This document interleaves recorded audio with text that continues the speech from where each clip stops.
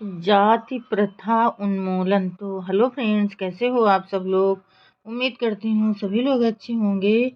तो फ्रेंड्स, इस प्रस्ताव के समर्थन में कि सामाजिक और धार्मिक समस्याओं का राजनीतिक संविधानों पर प्रभाव पड़ता है, मैंने जिन उदाहरणों को प्रस्तुत किया वे अधिक विस्तृत प्रतीक होते हैं। मैं समझता हूँ कि ऐसा ही है, किंतु यह नहीं मानना चाहिए एक का दूसरे पर पड़ने वाला प्रभाव सीमित होता है।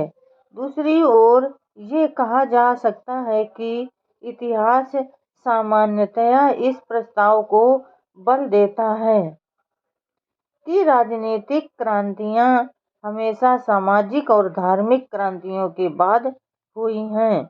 लूथर द्वारा आरंभ किया गया धार्मिक सुधार यूरोप के लोगों की राजनीतिक मुक्ति का अग्रदूत था। इंग्लैंड में प्यूरिटनवाद के कारण राजनीतिक स्वतंत्रता की स्थापना हुई। प्यूरिटनवाद ने नए विश्व की स्थापना की। प्यूरिटनवाद ने ही अमेरिकी स्वतंत्रता संग्राम को जीता। प्यूरिटनवाद एक धार्मिक आंदोलन था। यही बात मुस्लिम साम्राज्य के संबंध में भी सत्य है। अरबों के राजनीतिक सत्ता बनने से पहले वे पैगंबर मोहम्मद साहब द्वारा आरंभ संपूर्ण धार्मिक क्रांति से गुजरे थे।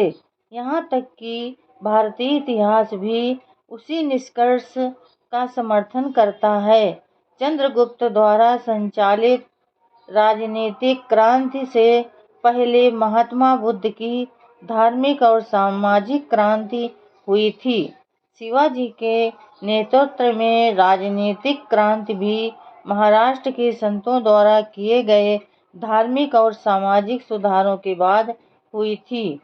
सिखों की राजनीतिक क्रांति से पहले गुरु नानक द्वारा की गई धार्मिक और सामाजिक क्रांति हुई थी। यहाँ और अधिक दृष्टांत देना आवश्यक है। इन दृष्टांतों से यह बात प्रकट हो जाएगी कि मन और आत्मा की मुक्ति जनता के राजनीतिक विस्तार के लिए पहली आवश्यकता है। अब मैं समाजवादियों की ओर आता हूँ। क्या समाजवादी लोग सामाजिक व्यवस्था से उत्पन्न समस्या की अपेक्षा कर सकते हैं? भारत के समाजवादी यूरोप में अपने साथियों का अनुसरण करते हुए इतिहास की आर्थिक व्याख्या को भारत के तत्वों पर लागू करना चाहते हैं। वे कहते हैं कि मनुष्य एक आर्थिक प्राणी है। उसके कार्यकलाप और आकांक्षाएं आर्थिक हैं कि राजनीतिक और सामाजिक सुधार केवल भारी भ्रम है और संपत्ति के समानीकरण द्वारा आर्थिक सुधारों को अन्य हर प्रकार के सुधारों से वरीयता दी जानी चाहिए। ऐसे विषयों से प्रत्येक विषय पर कोई भी चर्चा कर सकता है कि समाजवादियों का यह सिद्धांत आर्थिक सुधार पर आधारित है और प्रत्येक प्रकार के सुधार पर वरीयता दी जानी चाहिए। किसी की भी ये धारणा हो सकती है कि आर्थिक प्रेरणा ही मात्र ऐसी प्रेरणा है नहीं है जिससे व्यक्ति प्रेरित होता है। मानव समाज का कोई भी विद्यार्थी इस बात को स्वीकार नहीं कर सकता कि आर्थिक शक्ति ही एकमात्र शक्ति है। किसी व्यक्ति का सामाजिक स्तर ही अक्सर शक्ति का स्रोत बन जाता है और उसके प्रभाव से उसका प्राधिकार प्रदर्शित होता है, जैसा कि महात्माओं का सामान्य व्यक्ति के ऊपर प्रभाव रहा है। भारत में लखपति लोग किचन साधुओं और फकीरों की आज्ञा क्यों मानते हैं? भारत में लाखों दरिद्र अपनी मामूली चीजों को भी, जो उनकी एकमात्र संपत्ति होती है, बेचकर बनारस और मक्का क्यों जाते हैं? भारत के इतिहास में इस बात का चित्रण है कि धर्म सत्ता का स्रोत है, जहाँ पुजारी को सामान्य व्यक्ति से अधिक महत्व प्राप्त है, और कभी-कभी तो यह प्रथम मजिस्ट्रेट से भी अधिक होता है।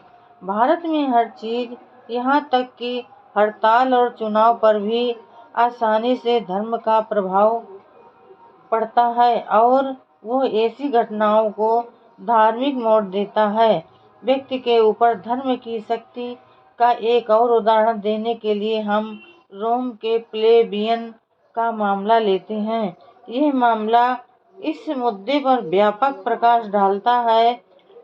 प्लेब लोगों ने रोमन गणराज्य के अधीन सर्वोच्च कार्यकारी सत्ता में भागीदार होने के लिए लड़ाई लड़ी थी, और उन्होंने प्लेबियनों की असेंबली कोमिटिया सेंचुरियाटा द्वारा गठित पृथक निर्वाचन मंडल द्वारा निर्वाचित एक प्लेबियन वाणिज्य दूत की नियुक्ति कराने में सफलता प्राप्त की थी।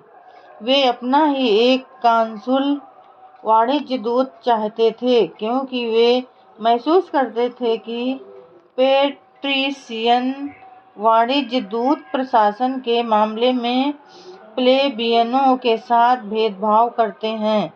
उन्होंने स्पष्टता एक बड़ा लाभ प्राप्त किया था, क्योंकि रोम के गणराज्यीय संविधान के अधीन एक वाणिज्य दूत कांसुल को दूसरे वाणिज्य दूत के कार्य को वीटो करने की शक्ति प्राप्त थी। किंतु क्या वास्तव में उन्हें कोई लाभ हुआ? उत्तर है नहीं। प्लेबियनों को ऐसा कोई भी प्लेबियन वाणिज्य दूत नहीं मिल सका जिसे शक्तिशाली व्यक्ति कहा जा सके, और जो पेट्रिशियन वाणिज्य दूत से स्वतंत्र काम कर सके। साधारणतया इस तथ्य को ध्यान में रखते हुए कि प्लेबियनों को एक शक्तिशाली प्लेबियन वाणिज्य दूत मिल सकता था यदि उसका चुनाव पृथक प्लेबियन निर्वाचन मंडल द्वारा किया जाता। यह प्रश्न है कि वे अपना एक महबूब प्लेबियन वाणिज्य दूत क्यों प्राप्त नहीं कर सके। तो फ्रेंड्स, आज के लिए बस इतना ही। कल फिर मिलेंगे अगले नए वीडियो के साथ। तब तक के लिए फ्रेंड्स, जय भीम, नमो बुद्धाय।